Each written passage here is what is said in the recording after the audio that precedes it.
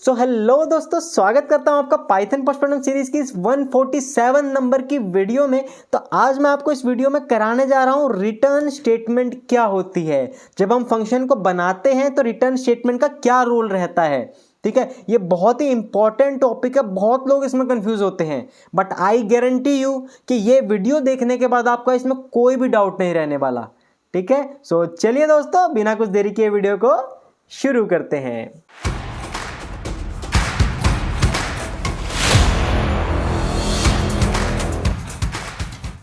चलिए देखो, पिछली दो वीडियोस में हमने देखा कि फंक्शन कैसे बनाते हैं।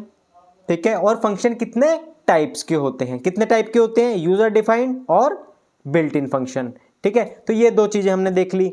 अब देखो, अब एक रिटर्न का क्या रोल रहता है, मैं आपको एक एग्जांपल देता हूं, उसके बाद हम वापस आएंगे यहां पे। ठीक है, मैं आपको एक एग्जांपल देता हूं। देखो, आप मेरे को इसका आउटपुट बताओ क्या होगा। देखो, जैसे कि मैंने यहाँ पे एक फंक्शन बनाया, वही चीज़ है, मैं यहाँ पे वही चीज़ लिख रहा हूँ। मैंने एक फंक्शन बनाया डेफ हेलो। ठीक है, उसके अंदर मैंने प्रिंट किया हेलो पुष्पा, कर देते हैं, वर्ल्ड का ज़माना गया। ठीक है, तो हेलो पुष्पा। ठीक है, अब मैंने हेलो पुष्पा लिखा। अब मेरे को आप बताओ कि इसका आउटपुट क्या आएगा, बताओ। हेलो पुष्पा आएगा, हेलो पुष्पा आएगा या नहीं आएगा, यस और नो? नहीं आएगा। क्यों नहीं आएगा, आगे पढ़ लेते हैं। The conclusion is that we need to call the function. ठीक है, अगर हमें उस फंक्शन की बॉडी को एग्जीक्यूट कराना है, जहां पे मैंने कौन सी फंक्शन बनाया, हेलो, और इसकी बॉडी में क्या मैंने लिखा है, ये हेलो पुष्पा, सिर्फ एक सिंगल लाइन लिखी है। ठीक है, तो मैं इस बॉडी को अगर एग्जीक्यूट कराना चाहता हूं, इस स्टेटमेंट जो मेरी हेलो फंक्शन के अंदर जो मेरी स्टेटमेंट्स लिखी हुई हैं, अगर मैं इसको एग्जीक्यूट कराना चाहता हूं तो मेरे को इस फंक्शन को कॉल करना पड़ेगा। ठीक है, defining a function and providing a body is not enough.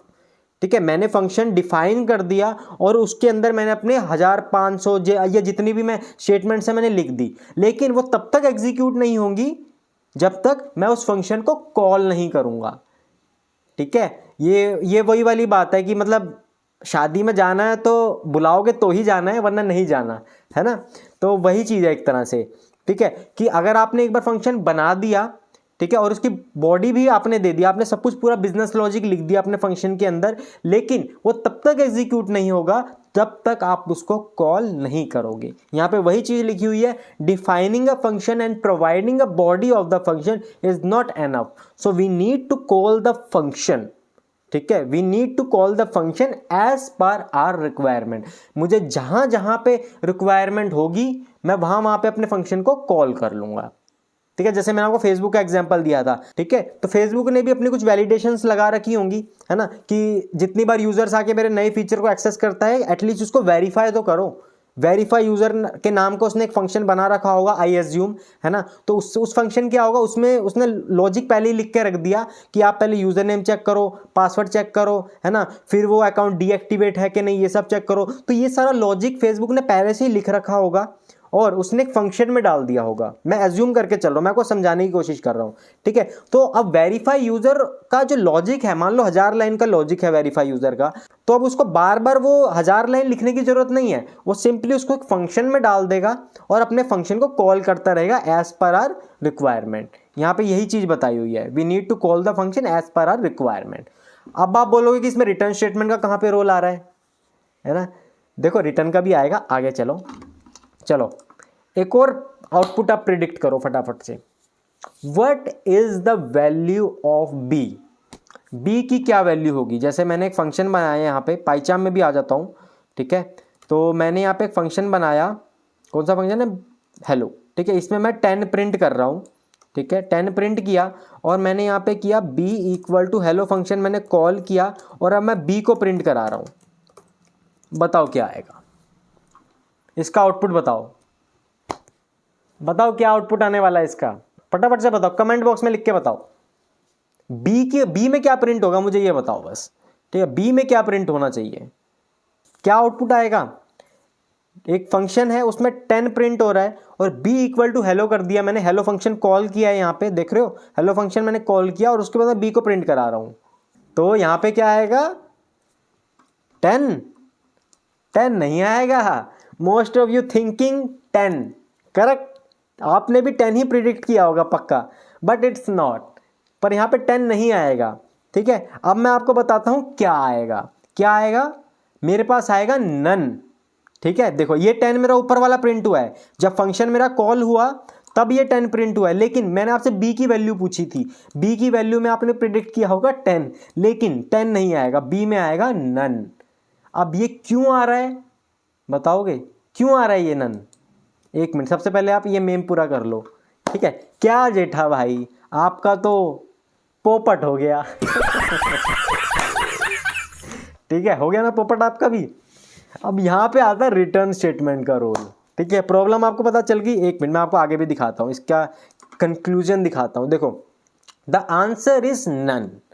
ठीक है, बी में नन आएगा, 10 नहीं आएगा, because we have to initialise the value of B and hello function is not returning anything.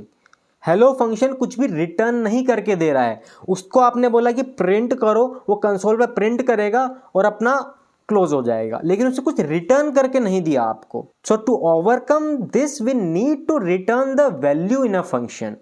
To overcome this we need to return a value in a function if we want to reuse them. ठीक है, if we want to reuse them. अब यहाँ पे देखो, यहाँ पे B मेरा आया है नन। अब इसकी जगह अगर मैं कर दूं रिटर्न 10, रिटर्न कर दूं 10 कि हेलो फंक्शन मेरा 10 रिटर्न करके दे रहा है, तो अब क्या होगा, अब बी में मेरा 10 आएगा। अब बी में मेरा 10 आएगा। ठीक है, ऊपर वाला प्रिंट मैंने हटा दिया, अब सिर्फ एक ही प्रिंट स्टेटमेंट है बी। तो बी, अब यहाँ पे देखो मैं मैसेज भी डाल देता हूँ, चलो, ताकि आपको कंफ्यूजन ना हो। बी इक्वल टू बी, तो अब क्या होगा, बी में मेरा आ जाएगा 10। ये कैसे हो रहा है, क्यों? क्योंकि अब जो है वो फंक्शन मेरा कुछ रिटर्न करके दे रहा है। ठीक है, ये फंक्शन मेरा कुछ रिटर्न करके दे रहा है और मैं इसको पकड़ रहा हूं एक वेरिएबल में। इस फंक्शन ने मेरे को कुछ रिटर्न करके दिया, मैंने एक वेरिएबल में पकड़ लिया और मैं उसको आगे रीयूज करता जा रहा हूं। ठीक है, तो ये रिटर्निंग का कंसेप्ट आपको समझ में आ गया। ठीक है, अब इसमें देखो, यहाँ पे मैंने सिर्फ और सिर्फ रिटर्न 10 किया है। ठीक है, सिर्फ आपको समझाने के लिए, लेकिन रियल लाइफ में क्या होगा, इस फंक्शन में मेरा पूरा बिजनेस लॉजिक रहेगा, जो भी मैं करना चाहता हूं। सपोज करो अभी हम 1-2 वीडियो बाद हम वो करेंगे प्रैक्टिकल्स, उसमें मैं इवन ऑड बताऊंगा, प्राइम नंबर बताऊंगा। तो उसमें क्या होगा, एक फंक्शन के अंदर प्राइम नंबर फाइंड करने का लॉजिक लिखा होगा और वो फिर मेरे को रिटर्न करके देगा। ठीक है, वैसे इवन ऑड का लॉजिक लिखा होगा और मैं उसको रिटर्न करूंगा। ठीक है, तो इस तरीके के जब हम प्रोग्राम करेंगे ना, तो ये चीज आपको और अच्छे से क्लियर हो जाएगी। ठीक है, तो ये थी आपकी रिटर्न स्टेटमेंट। ठीक है, एक और एग्जांपल देता हूं कि आपने जब लिस्ट पढ़ी थी, आपने वहां पे एक पॉप फंक्शन किया था, अगर आपको ध्यान हो तो पॉप फंक्शन किया था, वो भी मेरा कुछ रिटर्न करके देता था। थोड़ा याद आ रहा है? पॉप फंक्शन को रिटर्न करके देता था। क्या रिटर्न करके देता था? जो वैल्यू वो डिलीट कर रहा है। जैसे कि मान लो मैंने एक लिस्ट बनाई, ठीक है, 10 20 30 40। ठीक है, तो अभी मेरी लिस्ट में 10 20 30 40 है। अब मैं इस पर कर रहा हूँ lst.pop। ठीक है, lst.pop में लगा रहा हूँ, सिंपल मैं पॉप फंक्शन कॉल कर रहा हूँ और अब मैं क्या करता हूँ, मैं दोबारा से लिस्ट को प्रिंट करा देता हूँ। तो अब जैसे ही मैं लिस्ट को प्रिंट कराऊंगा, मेरी लिस्ट में से लास्ट की वैल्यू मेरी डिलीट हो जाएगी और ये पॉप फंक्शन मेरे को रिटर्न करके देता है जो वैल्यू ये डिलीट कर रहा है। जैसे कि मैं इसको एक वेरिएबल में स्टोर करा लेता हूँ, जैसे मैंने बी का एग्जांपल दिया था, मैंने बी में स्टोर करा लिया और मैं यहाँ सिंपली बी को प्रिंट करा लेता हूँ। सिंपली मैं यहाँ पे बी को प्रिंट करा लेता हूँ, जो मैंने आपको अभी एग्जांपल दिया वो मैंने यूजर डिफाइंड से दिया था। ये मेरा कस्टमाइज फंक्शन है ना, ये जो मैंने हेलो फंक्शन बनाया था अभी इससे पहले, तो वो मेरा खुद का बनाया हुआ फंक्शन था। लेकिन ये जो है ये पाइथन का इनबिल्ट फंक्शन है डॉट पॉप, ये भी कुछ ना कुछ रिटर्न करके दे रहा है। तो जो इसने रिटर्न करके दिया, ठीक है, उसको मैंने एक वेरिएबल में स्टोर कर लिया और मैं सिंपली उसको प्रिंट करा रहा हूँ। तो अब जैसे ही मैं रन करूंगा, ये देखो b इक्वल टू 40। ठीक है, तो इसका मतलब यही था कि इस फंक्शन ने मेरे को एक वैल्यू रिटर्न करके दी और मैंने उसको एक वेरिएबल में पकड़ लिया और मैं उसको रीयूज कर सकता हूं आगे। ठीक है, ये था रिटर्निंग का कंसेप्ट। ये था इनबिल्ट फंक्शन जो पाइथन ऑलरेडी प्रोवाइड करता है। ठीक है, उसमें एक एग्जांपल था डॉट पॉप का, जो मेरे को अचानक से ध्यान आया कि उसमें भी ये एक वैल्यू रिटर्न करता था, तो मैंने आपको ये भी बता दिया। ठीक है, चलो, और यूजर डिफाइंड का तो मैंने आपको बता ही दिया है। तो ये आपको समझ में आ गया कि बी में नन क्यों आएगा, कि पहले मैंने कुछ रिटर्न नहीं किया था तो वो फंक्शन कुछ रिटर्न नहीं कर रहा था, इसलिए बी में नन आ रहा था। लेकिन जैसे ही मैंने फंक्शन से कुछ रिटर्न करवा दिया तब वो वैल्यू मेरी बी में असाइन हो जाती है। ठीक है, क्लियर हो गया रिटर्न स्टेटमेंट। अब रिटर्न स्टेटमेंट का ही एक और छोटा सा टॉपिक बचा है, रिटर्निंग मल्टीपल वैल्यूज। ये सिर्फ और सिर्फ पाइथन में है। ठीक है, C++, जावा, यहाँ पे ये कंसेप्ट नहीं है कि देखो यहाँ पे मैंने क्या किया, मैंने सिर्फ एक वैल्यू रिटर्न कराई।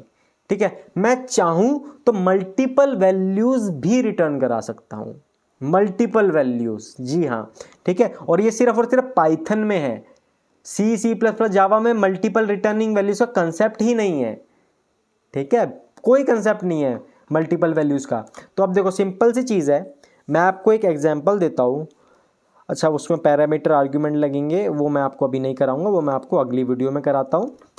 तो अभी सिंपली मैं क्या करता हूँ, मैंने दिया यहाँ पे a = 50, ठीक है, b = 100, ठीक है, a = 50, b = 100, और रिटर्न में मैं a, b कर रहा हूँ। ऐसे भी कर सकते हो, ठीक है, वेरिएबल भी आप रिटर्न करा सकते हो। तो वही है, जो a में वैल्यू है वो रिटर्न हो जाएगी और जो b में वैल्यू है मेरी वो रिटर्न हो जाएगी। तो ये फंक्शन मेरा क्या रिटर्न कर रहा है, ये दो वैल्यू रिटर्न कर रहा है, 50 और 100।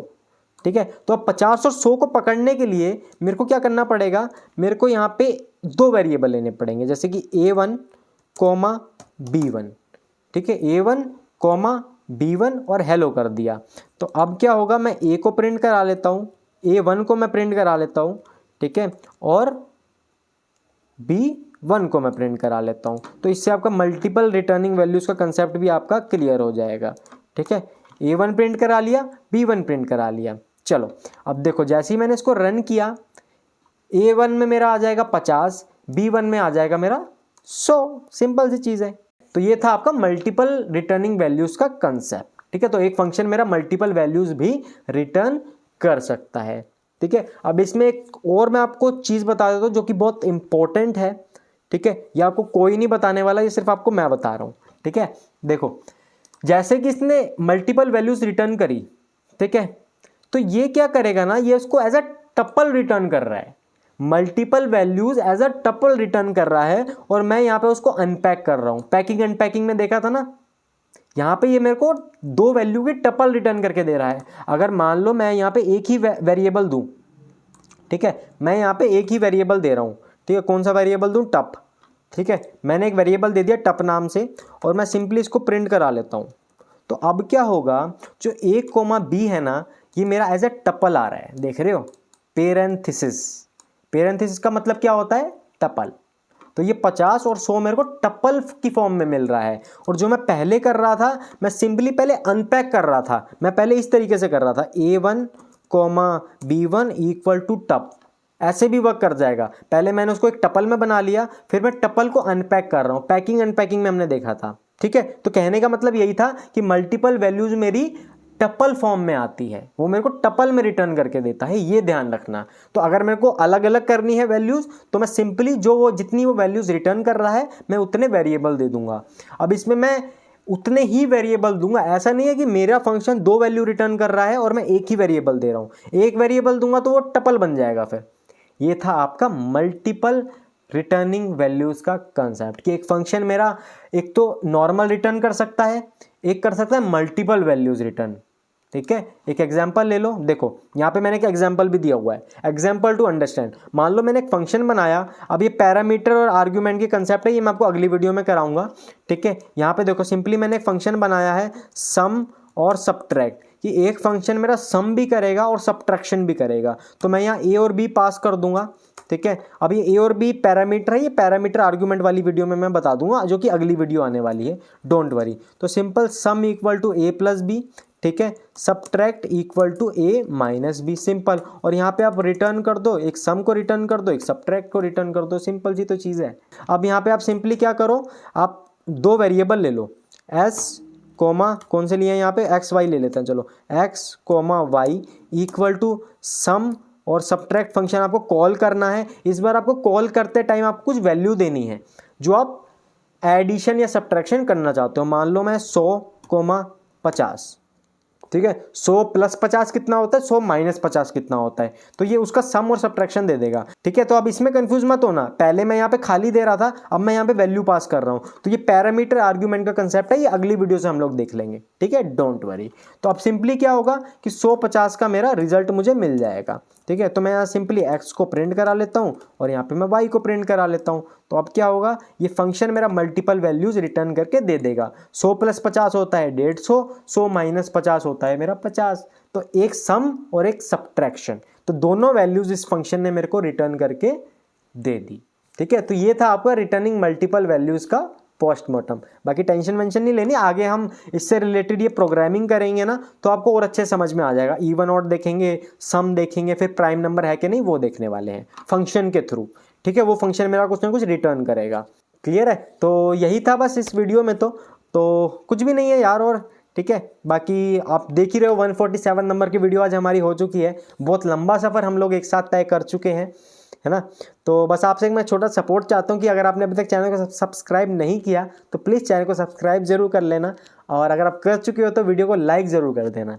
ठीक है, और मैं इसी तरीके की इन डेप्थ नॉलेज आपको देने वाला हूँ। ठीक है, आगे भी हमारी पाइथन की काफ़ी सीरीज़ बची है, काफ़ी वीडियोस बची हैं, तो वो सब मैं आपको देने वाला हूँ। मेरे पास जितनी नॉलेज है मैं सब कुछ आपको फ्री ऑफ कॉस्ट देना चाहता हूँ। मैं कुछ भी अपने साथ लेके नहीं जाना चाहता।